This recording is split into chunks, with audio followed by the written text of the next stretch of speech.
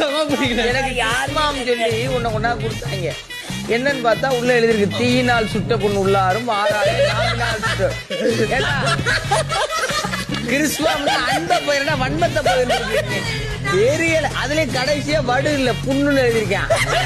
அந்த திருக்குறளே தப்பா தெரிஞ்ச அந்த வன்ம குடோனான கிறிஸ்துவம் யாருக்கிறது தெரிஞ்சுக்கிறது இப்பதே எனக்கு அதனால அப்ப அந்த கிறிஸ்துவம் யாருக்கு தெரிஞ்சு இப்பதே எனக்கு கொஞ்சம் ஈகரா இருக்கு. ஏன்னா அப்பவுமே வந்தேன்.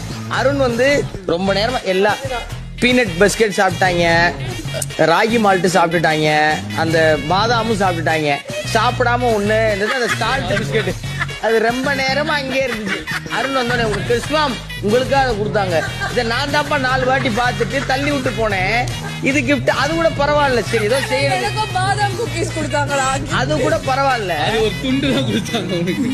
ஒரு லெட்டர்னு மடிச்சு வேற இது இந்த அம்மா அந்த டக்குனு காலேஜ்ல பபுள் ஜாம் விட்டுருக்கு ஒரு பேப்பர்ல வச்சு தீ போடுவோம் அந்த மாதிரி பேப்பர் கொண்டு என்னம்மா தீயினால் சுட்ட புண்ணாலும் ஆவனால் சுட்ட புண் திருக்குறளே தப்பு.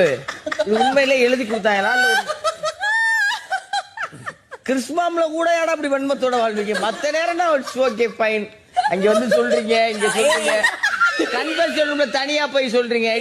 ஓகே நீ வந்து அவளை பண்ணிருக்கன்னு அர்த்தம். அதுலயும் வன்மம் பாத்துக்கோ. அவளை பண்ணிருப்ப நீ ஏதாவது எதுவுமே பண்ணல நான் மட்டும்